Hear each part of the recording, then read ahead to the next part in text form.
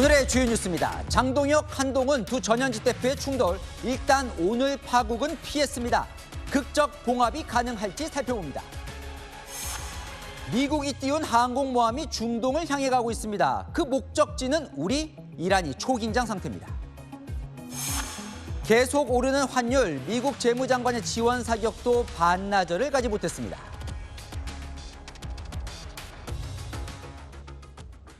뉴스 시작합니다. 저는 동정민입니다.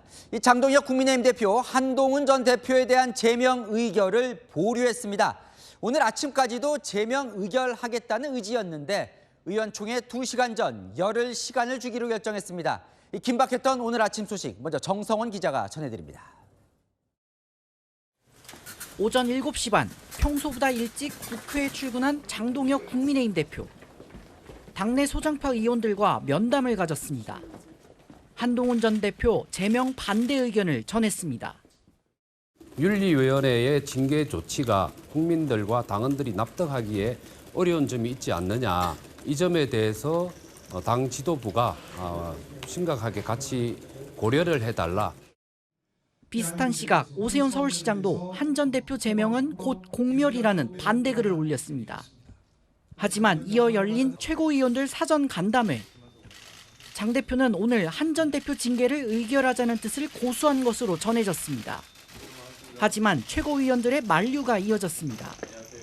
한 전 대표 제명에 찬성해온 최고위원도 충분히 의견을 들어보자고, 다른 최고위원도 재심기간 보장으로 절차적인 정당성을 갖추고 의총에서 의견도 들어보자는 보류 의견을 냈습니다. 결국 의원총회를 2시간 앞두고 장 대표는 마음을 돌렸습니다. 한동훈 대표에게 재심의의 기회를 부여하고 제대로 된 소명 기회를 부여받아서 이 절차가 마무리될 수 있도록 재심의 기간까지는 윤리 결정에 대해서 최고위의 결정을 하지 않겠습니다. 지도부는 한 전 대표가 재심의 청구를 하지 않을 경우 청구 기간 열흘 보장 후 26일 결론을 낼 전망입니다. 당 지도부 관계자는 한 전 대표에게 공을 넘긴 것이라고 했습니다. 채널A 뉴스 정성원입니다. 이어 열린 국민의힘 의원총회에선 두 전현직 대표를 향한 동시 압박이 터져나왔습니다. 한동훈 전 대표는 사과하되 장동혁 대표는 제명을 철회해야 한다고요. 오늘 징계 보류에 대한 한 전 대표 쪽 분위기는 어떤지까지 최승현 기자가 보도합니다. 오전 11시부터 약 2시간 동안 이어진 국민의힘 의원총회. 한동훈 전 국민의힘 대표의 제명 관련 치열한 논의가 진행됐습니다. 10여 명이 발언했는데 상당수는 장동혁 대표를 향한 제명 철회 요구였습니다. 조경태 의원은 제명이 당에 도움이 되겠느냐 화합해야 한다고, 권영진 의원은 제명 대신 장동혁 대표가 정치적 방법으로 갈등을 풀어야 한다고 촉구했습니다. 한 전 대표도 사과해야 한다는 목소리도 함께 터져나왔습니다. 한동훈 대표 정책 소명 부족해서 윤리의 처분 과했습니다. 우리가 냉정을 되찾아야 됩니다. 한 전 대표 측은 먼저 사과할 일은 아니란 입장입니다. 한 친한계 의원은 지각한 학생을 퇴학시켜 놓고 사과하라는 게 말이 되느냐, 사과할 정치적 공간을 만들어달라고 했습니다. 장 대표의 징계 철회가 먼저란 겁니다. 장 대표가 재심 기간을 보장해주겠다며 징계를 보류했지만 재심 신청도 부정적인 기류가 강합니다. 한 친한계 인사는 어차피 결과가 바뀌지도 않을 텐데 절차적 정당성만 부여해주는 꼴이라며 불신을 드러냈습니다. 당내에선 두 사람이 정치적으로 풀어야 한다는 압박이 커질 것으로 보입니다. 전현직 당 대표끼리 이 문제에 대해서는 어떤 결단을 내려야 된다고 생각을 합니다. 과거에는 한 팀 아니었습니까? 네. 왜 이 문제를 못 풉니까? 채널A 뉴스 최승현입니다. 장동혁 대표는 승부수를 띄웠습니다. 국회 로텐더홀에 앉아서 단식을 시작했습니다. 여당을 향해 통일교 공천원금 이 쌍특검을 수용하라면서요. 이준석 개혁신당 대표의 동참 가능성도 거론됩니다. 백승현 기자입니다. 본회의장 안에서 야당이 반대하는 2차 종합특검이 상정되자 붉은 목도리를 한 장동혁 국민의힘 대표 로텐더홀로 향합니다. 자리에 앉아 단식 돌입을 선언했습니다.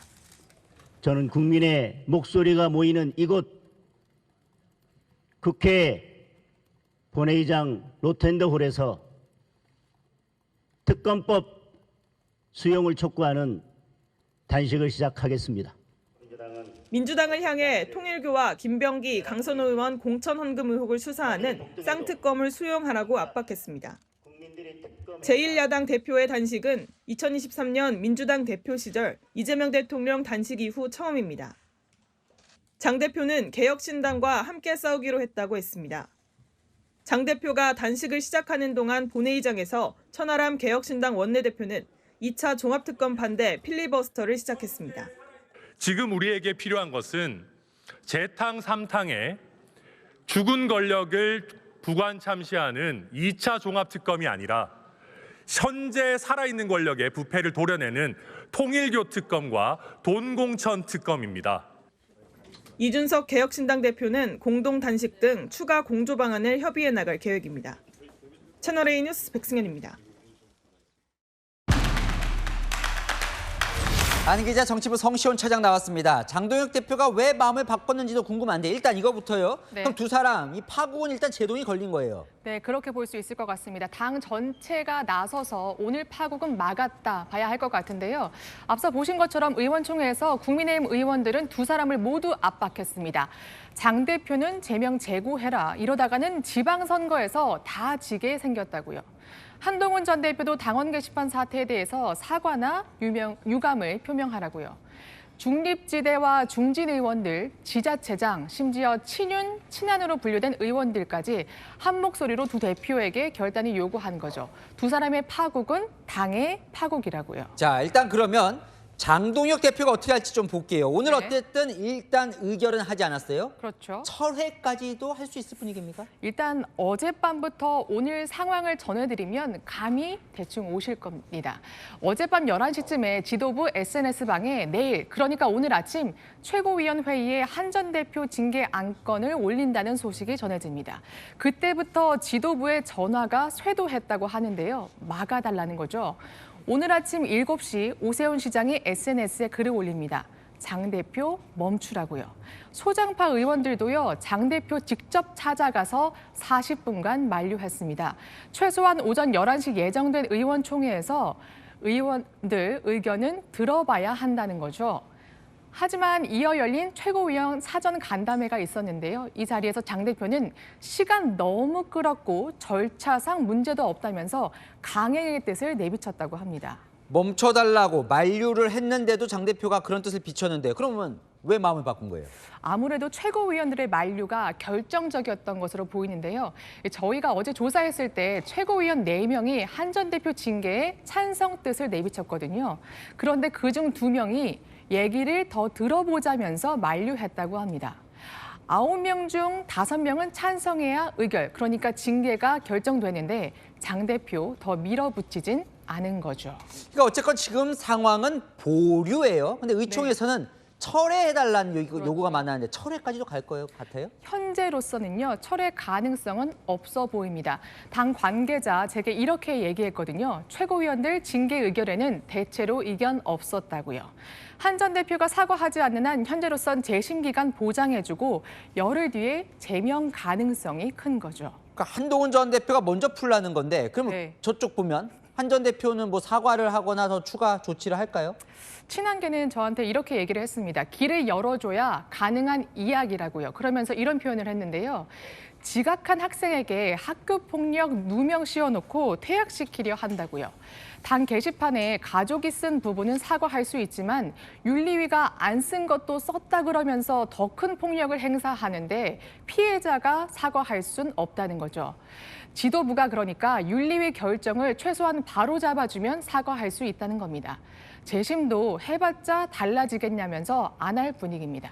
아니 그러면 양쪽이 다 뭐 10일 후에 제명으로 갈 가능성이 현재는 큰 거네요. 네, 맞습니다. 현재로선 그런 상황입니다. 양쪽 다 서로 먼저 고개를 숙이고 손을 내밀어라 이렇게 요구하는 건 어제나 오늘이나 달라질 게 없어 보이는데요. 하지만 달라진 게 있습니다. 두 사람을 향한 당 전체의 압박이 어느 때보다 커졌다는 건데요. 두 사람 모두 사감 때문에 당을 공멸로 몰고 갈 거냐 여러 통로로 압박을 받고 있는 거죠. 마지막으로 이거 하나만 짚고 갈게요. 장 대표가 오늘 네. 돌연 단식에 들어갔어요. 지금 앞서 얘기한 이런 것들이 좀 영향을 미친 겁니까? 일단 장 대표 측은요, 아니라고 합니다. 이준석 대표와 예전부터 논의해 왔던 거라고요. 여당이 2차 종합특검 상정한 날 하려고 했다는 건데요. 하지만 친한계는 한동훈 제명 사태로 성난 여론 잠재우기 위한 거라고 의심하죠. 결론적으론 당 분열 상황에서 당을 하나로 모을 수 있는 나름의 대여 투쟁 카드를 꺼낸 거라고 볼 수 있겠는데요.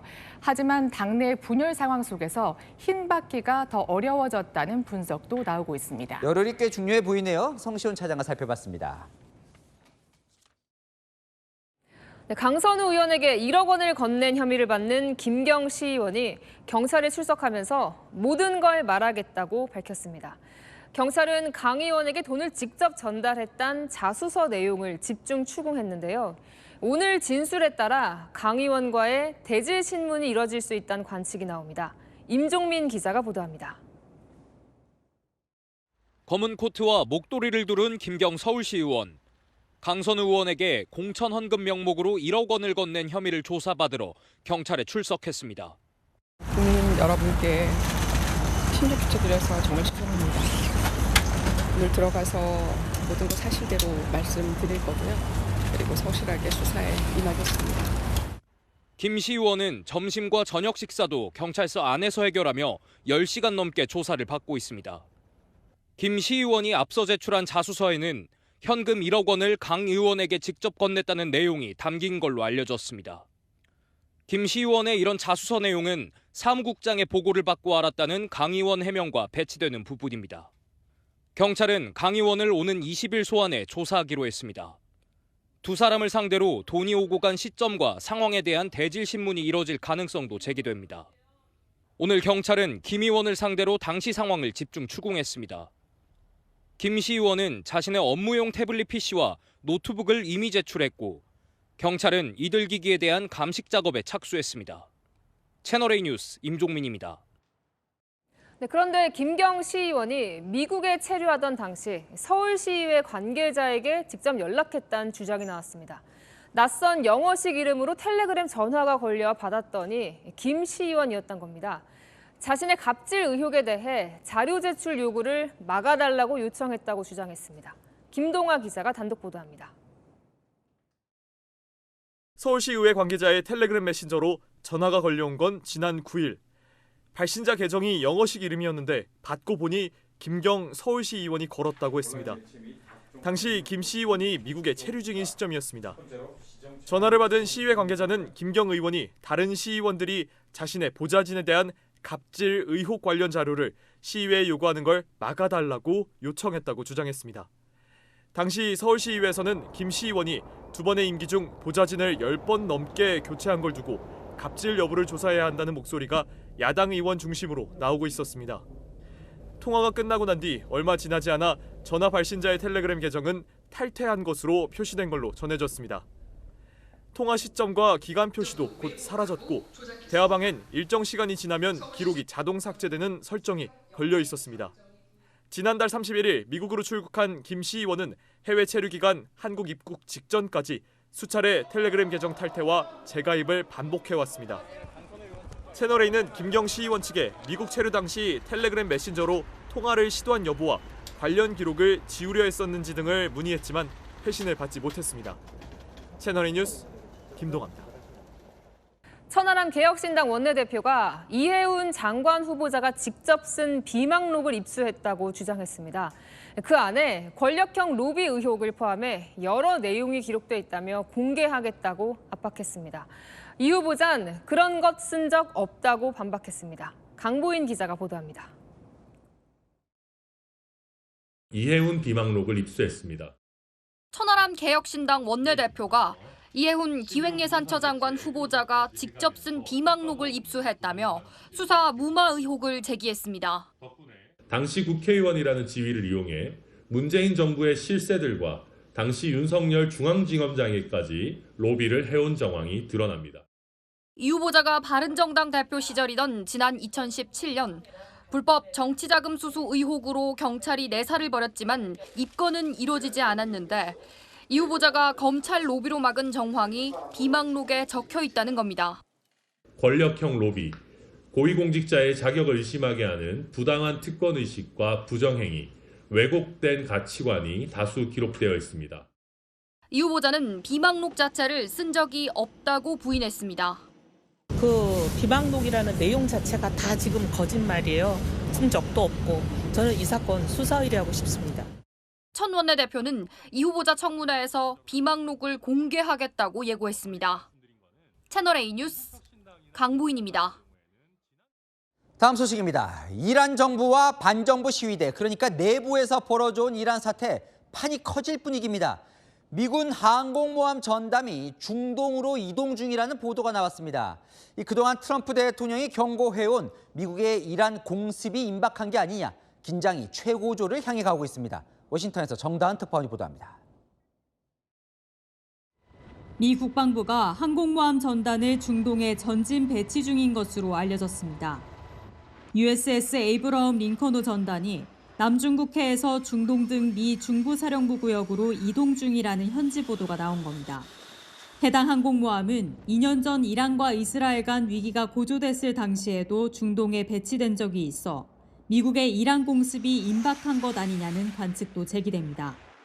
그동안 전문가들은 중동 일대의 항공모함이 부재해 이란 공습이 어렵다고 분석해왔는데 링컨호가 전개하게 되면 사실상 공습이 가능한 상황이 된다는 분석입니다. 또 중동 지역 최대 미군 기지인 카타르 기지에서 일부 병력에 대한 철수 명령이 내려진 것으로 알려졌습니다. 미 국방부 관계자는 이란에서 벌어지고 있는 시위 상황에서 취해진 예방적 조치라고 설명했지만 지난해 미국과 이스라엘이 이란 핵시설에 대한 공습을 감행하기 직전에 취했던 조치와 유사하다는 분석도 제기됩니다. 앞서 이란 정부가 반정부 시위대를 교수형에 처한다면 매우 강력한 조치를 할 것이라고 경고했던 트럼프 대통령은 이란에서 시위대 살해가 중단됐고 처형 계획도 없다고 들었다고 밝혔습니다. Does this mean military action is now off the table against Iran? We're going to watch and see what the process is. 다만 여전히 군사 옵션을 완전히 배제했다고 밝히진 않아 긴장 국면이 이어지고 있습니다. 워싱턴에서 채널A 뉴스 정다은입니다. 자, 이렇게 판이 커지니 유럽 국가들도 긴장하고 있습니다. 영국은 이란 내 대사관을 임시 폐쇄하고 직원 전원을 대피시켰습니다. 스페인과 이탈리아도 자국민에게 지금 당장 이란을 떠나라고 철수령을 내렸습니다. 문예빈 기자입니다. 이란 내부의 불안이 깊어지자 각국이 자국민 보호에 나섰습니다. 현지 시각 어제 영국은 테헤란 주재 대사관을 임시 폐쇄한다고 밝히고 직원 전원을 대피시켰습니다. 이외에도 유럽 곳곳에서 철수령이 줄줄이 내려졌습니다. 스페인은 전국적으로 상황이 불안정하다며 이란에 있는 자국민에게 가능한 모든 방법을 동원해 서둘러 출국하라고 권고했습니다. 폴란드는 철수 권고와 함께 이란 여행 금지도 언급하며 경고 수위를 끌어올렸고 프랑스는 이미 대사관의 비필수 인력을 철수시켰습니다. 이탈리아도 테헤란에 모여 있는 자국민에게 지금이라도 떠나라며 철수를 강하게 촉구했습니다. 우리 정부도 교민 보호를 강화했습니다. 주 이란 한국 대사관은 체류 국민 전원을 대상으로 매일 유선으로 안전을 확인하고 연락 체계를 상시 유지하고 있다고 밝혔습니다.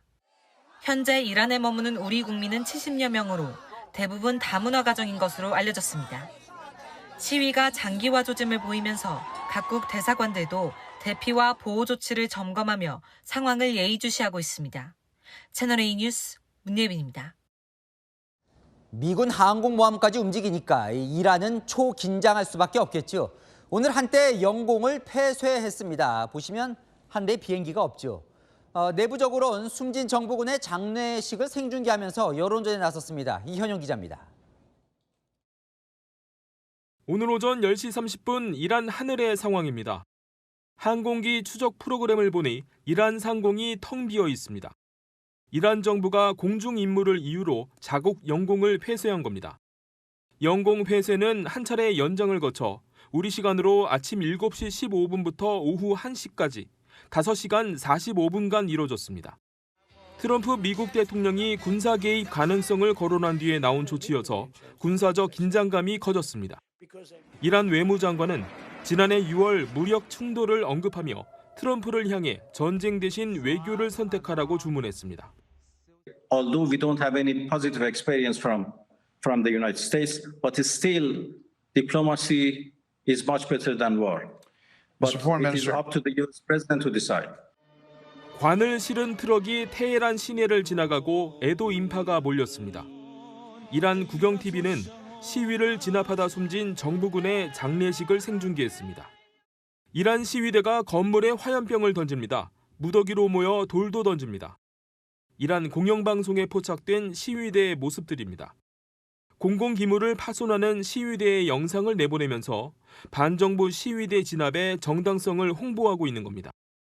و حمله به اماکن عمومی، آتش زدن مسجد، آتش زدن کتاب خدا، یعنی اصلا اینا نقشه‌ای است که آمریکا و اسرائیل 아울러 최근 2주간 100명 가까운 시위대의 자백 영상이 국영 매체를 통해 방영됐습니다.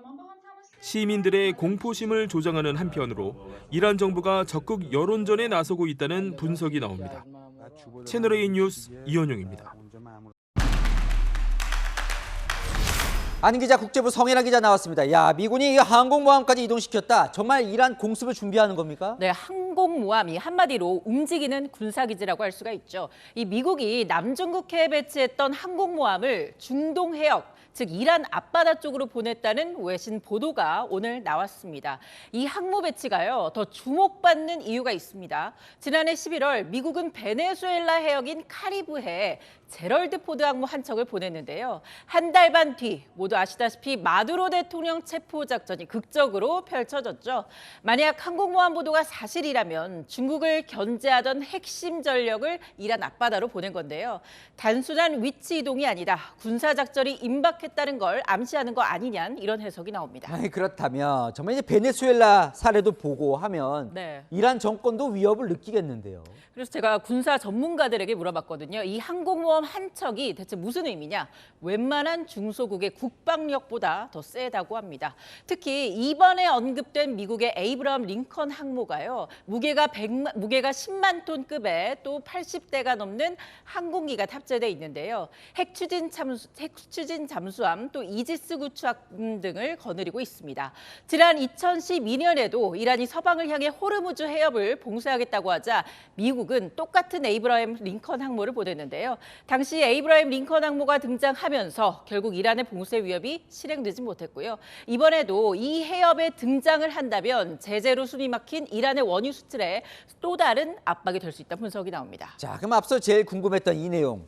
군사작전이 시작된다고 봐도 될까요? 일단 군사적 선택지가 넓어진 건 맞습니다. 이 항모에 탑재된 전투기를 이용해서 미국이 미사일 발사나 정밀 공습 같은 군사 행동이 가능하겠죠.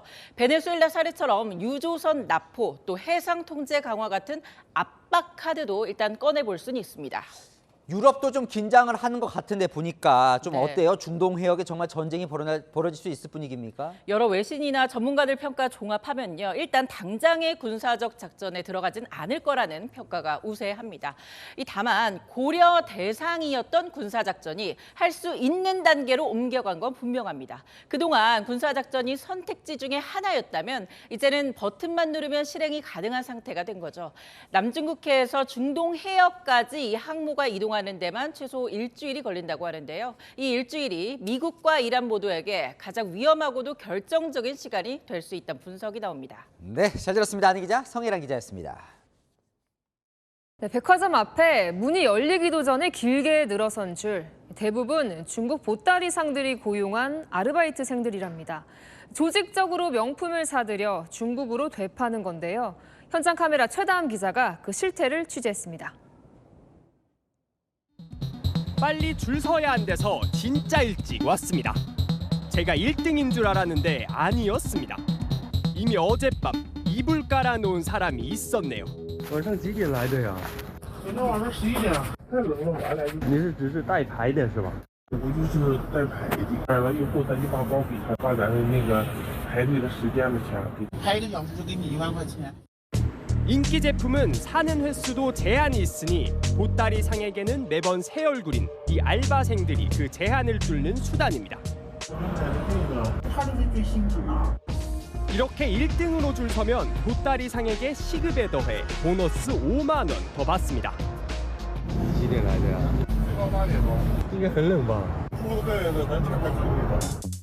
긴장감이 최고조인 오픈 직전 누가 제 앞에 불쑥 끼어듭니다. 你是什么时候来的呀？我后来的，我站那儿来的，我们是一起的。那个老板。对对对。 줄선 이들을 고용한 진짜 사장 보따리상의 등장입니다. 사야 할 물건과 행동 요령을 알려줍니다. 본인은 결제만 합니다.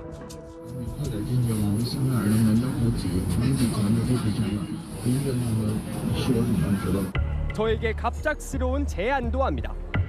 어차피 물건 못 사니 자신을 도우라는 겁니다. 你要是不买打折的东西，你可以帮我买，我给你钱。怎么帮你买？就是跟着我就行，咱1个销售就可以。给多少钱？看买啥东西，待会儿现场我就跟你说，反正我买啥他们都得给我买。 그날 재고 상황이 어떤지도 다 꿰고 있다고 주장합니다. 刘老板就是他有内部消息，知道没有放货，他们肯定不会说每天都找人过来排队，有货嘛，所以他会花大价钱过来排队。 쉽게 알 수 없는 정보인데 말입니다. 재고가 언제 들어오거나 그런 건 모르니 알수 없는. 며칠 친해졌더니 이런 방에 초대해줬습니다.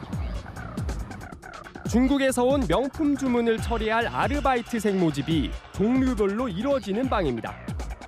보따리상이 주문을 받으면 줄 서는 아르바이트 모집해 오픈런 시키고 이 가방을 귀국하는 아르바이트 편에 중국으로 보냅니다. 그렇게 명품은 중국에 있는 구매자 손에 들어갑니다. 那他们只能拿出去。男的不能，女的什么在现场背着自己的包，男的背的男士包，都是女士。 이런 조직적 구매가 형성된 건 한국에서 사는 게 싸기 때문입니다. 这真就买的话，很贵吗？会贵，5000到6000，1/3吧。 외국인 세금 환급 받으면 더 쌉니다. 결국 조직적 활동에 피해보는 우리 국민도 있습니다. 중국에서 오퍼해서 한국인들 살라고 이렇게 있는 대표가 있는데 그런 식으로 악용되는 게 유쾌하지 않아요, 실시간. 상업적 목적으로 관세청 신고 없이 명품을 대량 반출할 경우 관세법 위반으로 처벌될 수 있습니다. 현장 카메라 최다함입니다.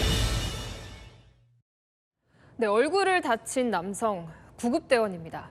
아프다며 도와달라고 직접 119에 신고한 남성이 폭행한 겁니다. 강경모 기자입니다. 남성이 구급대원 멱살을 잡더니 주먹을 휘두릅니다. 다른 구급대원들은 다급히 남성을 말립니다. 얼굴을 맞은 대원은 멀찌감치 떨어져 지켜만 봅니다. 저도 처음 겪어보는 일이라 좀 많이 당황스러웠고 자괴감 느꼈다고 해야 되나? 남성은 50대 A씨. 배에 물이 차고 숨을 못 쉬겠다며 스스로 119에 신고했습니다. 현장에 도착한 구급대원에게 시비를 걸더니 주먹을 휘둘렀고 현행범으로 체포됐습니다. 당시 술에 취한 상태였습니다. 최근 5년간 발생한 구급대원 폭행 사건은 1,200건이 넘습니다. 구급대원들은 물리적인 피해보다 정신적인 스트레스가 크다고 토로합니다. 폭행을 당해서 육체적인 피해보다는 정신적, 심리적으로 많이 위축될 수밖에 없습니다. 현장 활동할 때 소극적으로 될 수밖에 없고요. 구조 구급 활동을 하는 소방공무원 활동을 방해하는 경우 5년 이하 징역 또는 5천만 원 이하 벌금에 처해집니다. 채널A 뉴스 강경모입니다. 네, 중증 치매를 앓던 80대 어머니를 살해한 뒤 시신을 트럭 적재함에 숨긴 아들이 붙잡혔습니다. 5년 동안 홀로 어머니를 간병해 오다 돌이킬 수 없는 선택을 했습니다. 공국진 기자입니다. 순찰차가 마을 입구로 들어갑니다. 80대 여성 A씨가 연락이 닿지 않는다는 가족 신고를 받고 출동한 겁니다. 경찰은 1톤 트럭 적재함에서 숨진 A씨를 발견했습니다. 트럭 주인은 A씨의 아들인 60대 박모 씨. 현장에서 체포됐습니다. 박 씨는 그제 오전 부친묘소에서 어머니를 살해한 뒤 시신을 트럭 적재함에 숨기고 지낸 것으로 파악됐습니다. A씨는 5년 전 중증 치매 진단을 받았고 이후 박 씨와 단둘이 살았습니다. 추울 때는 같이 시장에다 차 타고 다니고 그랬는데 새벽에 제가 운동하면서 보면 차에서 엄마가 주무시고 그러더라고요. 박 씨는 어머니를 홀로 부양하며 생활고를 겪은 것으로 파악됐고 범행 직후 신변을 비관하는 메모를 남겼습니다. 다른 가족들한테 스트레스 안 주려고 혼자 그렇게 부양을 했어. 치매 노인 그게 힘들어서 더 이상 못이 힘들어서 우발적으로 그랬다고. 고된 병간호의 생계 부담을 견디다 못해 가족을 살해하는 비극을 막아야 한다는 지적입니다. 채널A 뉴스 공국진입니다. 택시기사가 차를 세워두고 편의점에 다녀온 2분 사이 택시가 감쪽같이 사라졌습니다. 누가 어디로 가져간 걸까요? 최다희 기자가 단독 취재했습니다. 늦은 밤 편의점 앞에 택시가 한 대 멈춰섭니다. 운전석에서 내린 기사가 물건을 사려고 편의점으로 걸어갑니다. 2분 뒤 편의점에서 나온 택시기사가 당황한 듯 주위를 살핍니다. 시동을 걸어놓고 간 택시가 사라진 겁니다. 다른 차량들 사이에서 이리저리 사라진 택시를 찾던 기사가 전화로 경찰에 신고를 합니다. 그런데 택시기사가 편의점에서 나오기 1분 전 택시 옆을 지나쳐가는 중년 남성이 보입니다. 발걸음을 멈추고 택시를 한동안 바라보더니 운전석 문을 열고 들어가 택시를 몰고 그 길로 사라집니다. 남성이 택시를 몰고 향한 곳은 불과 100여 미터 떨어진 자신의 집이었습니다. CCTV 영상으로 택시의 이동 경로를 추적한 경찰은 40대 남성을 검거했습니다. 남성은 면허 취소 수준의 만취 상태였습니다. 음주운전과 절도 혐의로 조사를 받은 남성은 술에 취해 아무런 기억도 없다고 진술한 걸로 전해졌습니다. 채널A 뉴스 최다희입니다. 네, 캄보디아 현지에서 합숙까지 하며 병원이나 군부대, 대학을 사칭해 자영업자들에게 38억 원을 뜯어낸 범죄 조직원들이 대거 붙잡혀 우리나라로 송환됐습니다. 이들의 치밀했던 사기 행각 홍란 기자가 취재했습니다. 인천공항에 도착해 줄줄이 호송버스에 오르는 사람들. 포승줄에 묶인 채 구속심사를 받으러 법원으로 이동합니다. 한 명씩 일렬로 가시죠. 캄보디아를 근거지로 삼아 한국 자영업자들에게 노쇼 사기를 벌여온 범죄 조직원이 국내로 송환된 겁니다. 이들은 군부대 등을 사칭해 음식점 등의 단체 회식을 예약한 다음 고가의 와인 등을 음식점 측이 먼저 주문해주면 나중에 술값까지 계산하겠다고 속여 입금된 술값만 챙기고 연락을 끊었습니다. 군부대나 대학 명함은 물론 공문까지 진짜처럼 위조하는 바람에 200명 넘는 피해자가 38억 원을 뜯겼습니다. 캄보디아 시아누크빌 합숙소에서는 범행 성공 보너스까지 지급하는 등 기업처럼 운영됐습니다. 많이 뜯어내면 뜯어낼수록 내 매출이 커지고 내 인센티브가 커지는.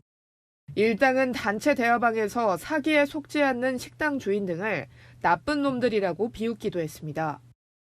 정부 합동수사본부는 일당 중 23명을 구속하고 해외 체류 중인 외국인 총책의 행적을 뒤쫓고 있습니다. 채널A 뉴스 홍란입니다. 쿠팡이 오늘부터 지급한 보상 쿠폰입니다. 자, 개인정보 유출 사고 죄송하다며 5만 원 쿠폰을 준 건데 쓰려고 보니까 조건이 까다로워 못 쓰는 경우가 허다한 데다 유효 기간도 석 달, 꼼수 보상이란 불만이 거셉니다. 김태우 기자입니다. 쿠팡이 전례 없는 보상안이라며 내놓은 보상 쿠폰 금액은 1인당 최대 5만 원. 쇼핑 앱, 배달 앱, 여행 앱, 명품 쇼핑 앱에 각각 5천 원에서 2만 원까지 제공되는 걸 합친 금액으로 개별 앱을 깔아야 사용할 수 있습니다. 앱을 이용하더라도 조건이 까다로워 못 쓰는 경우가 적지 않습니다. 쿠팡이 측 가맹점에서 음식을 주문해 보겠습니다. 배달 주문을 선택하면 이렇게 구매 이용권 할인이 자동으로 적용되지만요. 같은 메뉴를 포장 주문하려 하면 아무 혜택이 적용되지 않습니다. 쇼핑 앱에서 5천 원 쿠폰을 사용하려 하니 약관에 각종 제한 조건들이 빼곡합니다. 3달 뒤인 4월 15일까지 안 쓰면 자동 소멸되고 쿠폰을 쓰고 남은 차액은 사라집니다. 도서, 분유, 보석 등은 쿠폰으로 구매가 불가능해 살 수 있는 품목도 제한적입니다. 쿠팡 트래블 쿠폰은 해외가 아닌 국내 여행 상품에만 적용되고 모바일 쿠폰 구매에는 쓸 수 없습니다. 조건이 붙는다는 것 자체가 사용할 때 제약이 있는 거잖아요. 그래서 사실상 사용을 다 못하게 하려는 목적이 아닌가. 제대로 활용하실 분들이 그렇게 많지는 않을 것 같아요.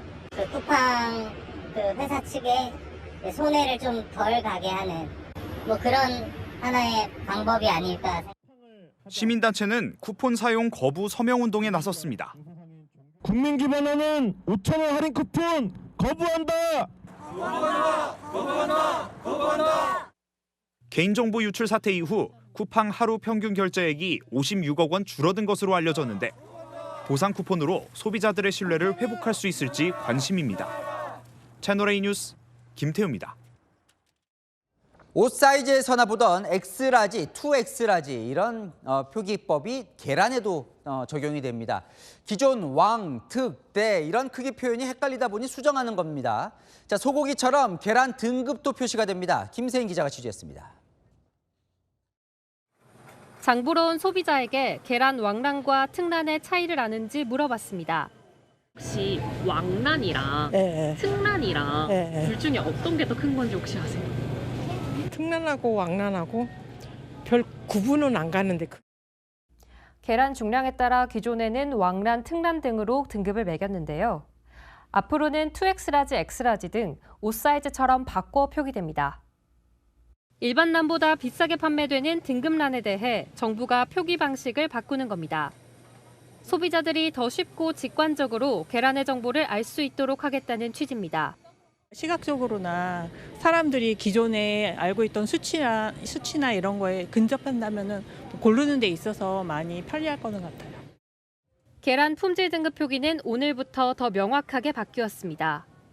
기존에는 계란 포장 박스에만 신선도 등급을 표기하고 계란 껍데기에는 판정이라고만 표시했는데 이제는 껍데기에도 1플러스 1등급 등을 직접 표기하는 겁니다. 반면 등급란은 전체 유통계란 중 8% 정도를 차지하는데 나머지 일반란은 기존 표기를 그대로 사용할 수 있습니다. 채널A 뉴스 김세인입니다. 요즘처럼 추울 때 이 구스 패딩 많이들 입으시죠? 근데 아무 패딩이나 구스나 구스다운 이름을 붙일 수 있는 게 아닙니다. 거위털이 부족한데도 그런 이름을 붙여서 현혹시킨 상품들이 대거적발됐습니다. 김지윤 기자입니다. 거위털이 몇 % 들어가야 구스다운 패딩이라고 할 수 있는지 아느냐고 시민들에게 물어봤습니다. 잘 모르겠는데요. 80%? 70%? 자세히 안 보고 그냥 대충 구스다운이다, 덕다운이다만 듣고 살 것 같아요. 오리털 충전재를 넣은 패딩입니다. 이 패딩 안쪽에 있는 라벨을 보면 덕다운이라고 적혀 있는데 오리털로 만든 모든 옷에 붙일 수 있는 말은 아닙니다. 현행 규정상 솜털이 75% 이상, 깃털이 25% 이하인 외투에만 다운이란 말을 붙일 수 있습니다. 구스다운은 거위털이 80% 이상이어야 합니다. 이런 점을 노리고 겨울 의류 속 충전재의 함량을 부풀리거나 속여판 온라인 의류업체 17곳을 공정거래위원회가 적발했습니다. 솜털 함량이 50%인데도 덕다운이라고 홍보하거나 실제로는 캐시미어 0%인 가디건에 캐시미어 5%가 함유됐다고 거짓 광고한 곳도 적발됐습니다. 공정위가 시정 명령과 경고 처분을 내렸습니다. 해당 업체들은 광고를 삭제, 판매를 중단하거나 환불 조치에 나섰습니다. 채널A 뉴스 김지윤입니다. 자, 이런 금 세트 선물 받으면 좋겠죠. 자, 러닝족들에겐 러닝 세트도 좋은 선물이고요. 설 명절이 다가오면서 편의점에 등장한 선물들입니다. 이런 것도 판다고 싶은 트렌드 상품들 홍진 기자가 보도합니다. 힘차게 달리는 말이 그려진 골드바부터 클로버 금목걸이, 말 모양 12지신 피규어까지 편의점 설 명절 선물로 금테크 상품이 떴습니다. 금값이 좀 오르다 보니까 좀 카탈로그 보시고 찾으시는 고객님들이 조금 많아지신 것 같아요. 안내 책자에 제품 설명과 QR코드가 있는데요. 자, 이렇게 스캔을 한번 해보면요. 시가에 따른 가격 정보가 나옵니다. 무게에 따라 100만 원부터 1000만 원대까지 가격도 천차만별입니다. 실버바 선물 세트도 출시됐습니다. 편의점에서 금 세트를 판매하는 게 되게 신기하죠. 손쉽게 구매를 할 수 있다는 것부터가 좀 좋은 것 같습니다. 인기를 끈 국립중앙박물관 굿즈, 금관 브로치와 이어링은 물론 갤럭시 워치와 러닝벨트도 선보이며 1000만 러닝족을 겨냥한 설 선물 상품도 있습니다. 편의점에서도 뭐 이런 막 트렌드 따라가지고 러닝하는 사람들 위해서 이런 거 파는 거 보니까 마침 필요했는데 이것도 구매할 것 같은데요. 생활용품과 먹거리에 국한됐던 과거와 달리 이색 명절 선물로 편의점들은 틈새 시장을 노리고 있습니다. 채널A 뉴스 홍진입니다. 내 고향에 기부를 하면 혜택을 주는 고향사랑 기부제 이제 많이 정착이 됐는데요. 그런데 이 답례품으로 오는 게 이런 곰팡이 핀 사과, 비계 덩어리뿐인 돼지갈비라면 따뜻한 마음 싹 사라지겠죠? 민원이 속출하고 있습니다. 김승희 기자입니다. 양념 돼지갈비 대부분이 하얀 비계로 뒤덮여 있습니다. 요리를 해서 먹기 힘들 정도입니다. 이 고기는 지난해 말 고향사랑 기부자가 답례품으로 받은 고기입니다. 고향사랑 기부제는 지자체에 기부를 하면 세금 공제를 해주고 해당 지자체의 특산품을 답례품으로 주는 제도입니다. 그런데 답례품 품질이 형편없다는 불만이 빗발치고 있습니다. 답례품 딸기가 심하게 물러 있거나 색깔이 하얗게 변질돼 있는가 하면 썩어 있거나 곰팡이가 핀 사과를 받은 기부자도 있습니다. 답례품을 보낼 업체는 기부를 받는 지자체가 위원회를 열어 정하고 기부금으로 답례품 비용을 지원합니다. 답례품 업체들은 연말정산을 의식해 12월에 기부가 몰리다 보니 생긴 일이라고 설명합니다. 12월 말일까지 거의 기부를 하시고 그때 막 몰려요. 배송도 집중되고 하다 보니까.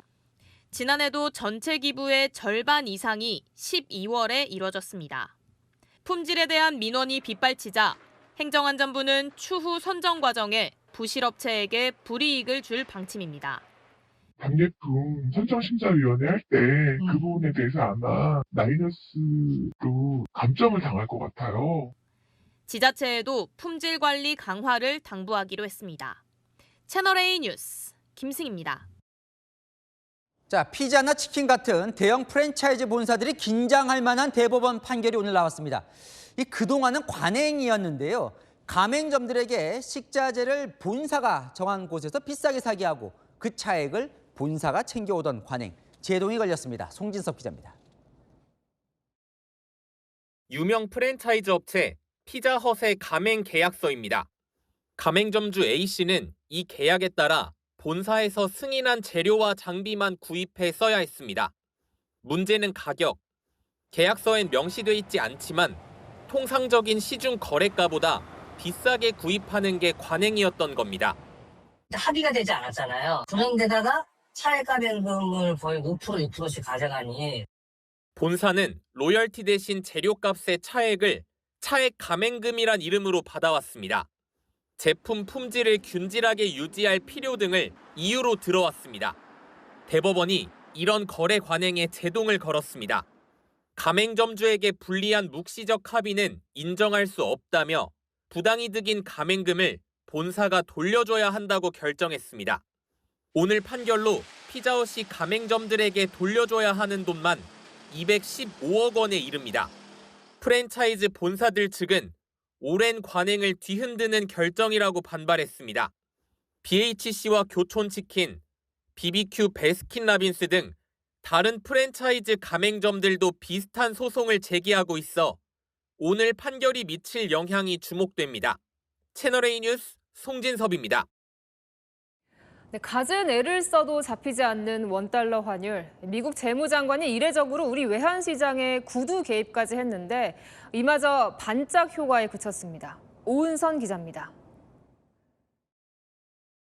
원화 약세가 한국 경제 펀더멘탈과 부합하지 않는다. 원화 약세가 과도하다는 스콧 베선트 미국 재무부 장관의 이례적인 SNS 글에 원달러 환율이 즉각 반응했지만 오래가진 못했습니다. 오늘 원달러 환율은 전날보다 12.5원 내린 1,465원에 개장했는데 오후 들어서는 한때 1,476.6원까지 치솟기도 했습니다. 국내 주식시장 개장과 동시에 달러 매수가 이어진 데 따른 겁니다. 고환율을 신경 쓴 한국은행은 오늘 기준금리를 동결하고 인하 가능성 문구도 삭제했습니다. 이창용 한은 총재는 고환율 원인은 한국은행이 돈을 풀어서란 지적에 강하게 반박했습니다. 한은이 돈을 많이 풀어서 환율이 올렸다는 얘기가 너무 많아져서 지금 당황스럽고요. 그거 사실이 아닙니다. 계속 얘기하면 감정이 올라와서 대답을 잘 못할 것 같아서. 과거 금융위기 때와 다르다면서 한국 경제 비관론에 대해서도 과도하다고 선을 그었습니다. 정부는 시중은행에 환전우대 서비스 자제를 요청하고 불법 외환거래 범정부 대응반을 출범하는 등 환율 방어에 총력전을 펼치고 있습니다. 채널A 뉴스 오은선입니다. 네, 루브르 박물관이 티켓 값을 올렸습니다. 유럽인은 빼고 외국인 관광객에만 적용됩니다. 티켓 값이 거의 6만 원이 됐습니다. 파리에서 유근영 특파원입니다. 레오나르도 다빈치의 걸작 모나리자부터 명화와 전시물로 전 세계 관광객의 사랑을 받아온 프랑스 파리 루브르 박물관. 어제부터 루브르에서 EU 회원국과 유럽 경제지역 회원국 출신을 제외한 방문객 입장료를 22유로에서 32유로로 인상하기로 했습니다. 10유로, 하나로 약 17,000원이나 인상한 건데 유럽 시민권자나 거주자보다 약 45%나 높은 수준입니다. 2024년에도 관람료를 일괄적으로 약 29% 인상했는데 불과 2년 만에 이번에는 차별적으로 더 높은 인상률을 적용했습니다. 관광객들은 부정적인 반응입니다. In general, for tourists, I think things should be a little bit cheaper than local people because we have to travel to come all the way here. 최근에 이런 또 안 좋은 불미소문이 있었고 그리고 이로 인해 보안 비용이 높아지다 보니까 이거를 비유럽 국가들한테 전가하려는 그런 거를 숨기고서 비용을 올리게 됐다라고 말하는 것 같아가지고 조금 아쉬운 부분이. 프랑스 정부는 연간 2천만 유로에서 3천만 유로의 추가 수입을 확보해 노후화된 박물관 유지 보수에 투입할 수 있다며 정책의 정당성을 강조했습니다. 파리에서 채널A 뉴스 유근영입니다. 네, 중국이 서해 무단으로 설치한 구조물, 중국은 양식장이라고 주장하고 있죠. 그런데 여기서 키운 연어가 판매된 사실이 확인됐습니다. 철거를 거부할 명분으로 삼을 수 있다는 우려가 나옵니다. 이서영 기자가 보도합니다. 바다 한가운데 가득한 연어떼. 중국이 설치한 서해 구조물 설란 1, 2호에서 운영 중인 연어 양식장입니다. 중국의 한 온라인 쇼핑몰에서는 이곳에서 나온 연어 제품을 판매하고 있습니다. 중국 SNS에 깊고 먼 바다 연어를 검색하면 나오는 브랜드인데 온라인에서 우리 돈 6,000원부터 주문도 가능합니다.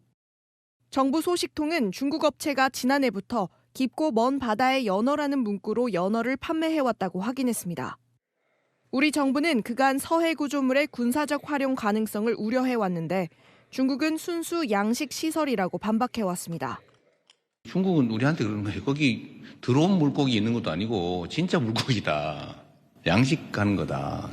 좀 양식장인데 뭘 그러냐. 한중은 최근 일부 서해 구조물 시설의 철거에 대해서는 합의했지만 설란 1, 2호 철거에는 응하지 않았습니다. 중국이 양식 시설을 핑계 삼아 철거를 거부할 수 있다는 분석이 나옵니다. 채널A 뉴스 이서영입니다.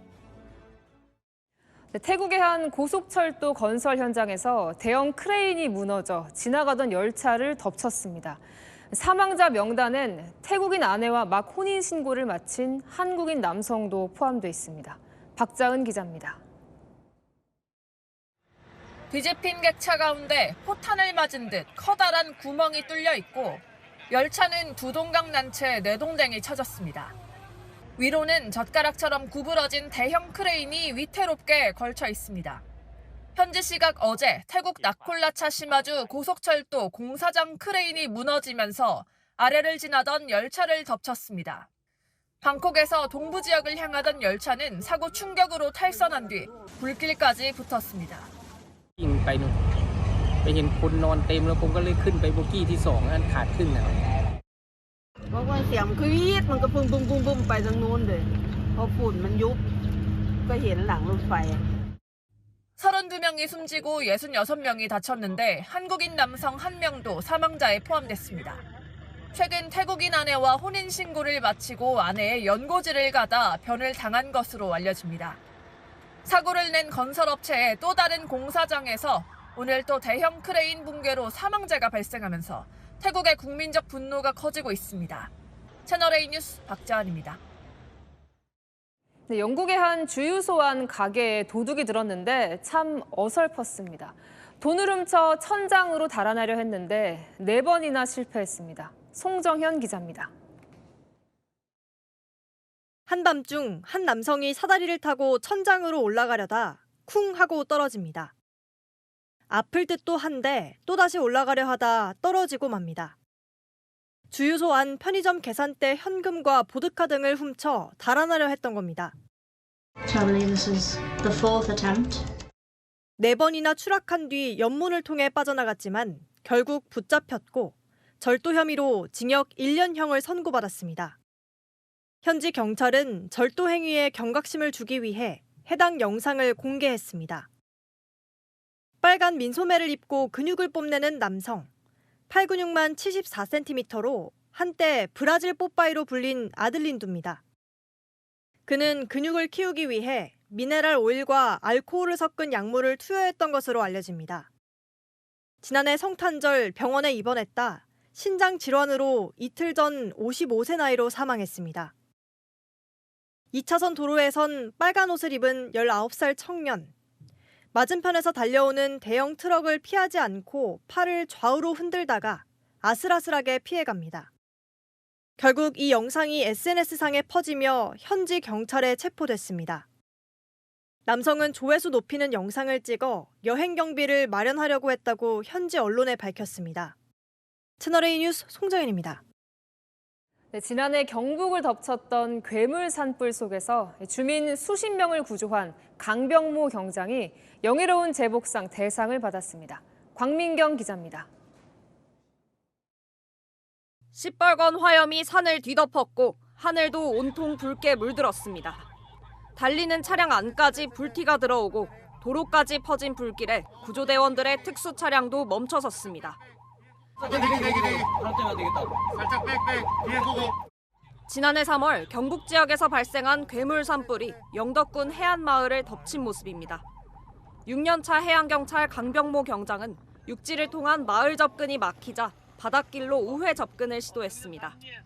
대원들과 구명정과 전동보드를 타고 마을에 도착했고 민가의 문을 일일이 두드리고 다니며 주민 61명 모두를 무사히 탈출시켰습니다. 가장 먼저 현장에 도착해서 도움을 줄 수 있는 그런 해양경찰 구조대원이 되도록 노력하겠습니다. 채널A와 동아일보가 주최하는 제14회 영예로운 제복상, 대상의 영예는 강 경장에게 돌아갔습니다. 다른 제복 공무원 10명도 공로를 인정받았습니다. 높은 파도 속에서도 80m 아래 해저에서 조난 실종자를 수습한 사공동 해군 중령, 판문점 공동경비구역에서 차량에 매달려 끌려가면서도 간첩 혐의자의 월북 시도를 막아낸 배영우 육군상사도 제복상을 수상했습니다. 19년간 시민의 생명을 구하다 근무 중 순직한 고 이상영 소방위에게도 위민소방관상이 수여됐습니다. 채널A 뉴스 광민경입니다. 오늘 남부는 역대 가장 포근한 1월을 맞았습니다. 온난한 서풍류가 불어들기 때문인데요. 내일도 추위는 없겠지만 미세먼지의 공습이 있겠습니다. 국외에서 유입된 먼지와 국내 발생 먼지가 뒤엉키고 있습니다. 내일 전국이 나쁨, 특히 오전까지는 매우 나쁨 예상됩니다. 내일 아침 기온 서울 영하 1도로 평년 수준입니다. 다만 안개가 짙어 시야가 답답하겠고요. 살얼음도 예상돼 운전 조심해야겠습니다. 낮 최고 기온은 서울 6도로 이맘때 겨울 날씨입니다. 주말까지는 맑고 큰 추위 없는데요. 다음 주 월요일 중부에 눈비가 온 뒤 화요일부터 맹추위가 시작됩니다. 날씨였습니다. 뉴스에 마칩니다. 시청해주셔서 감사합니다.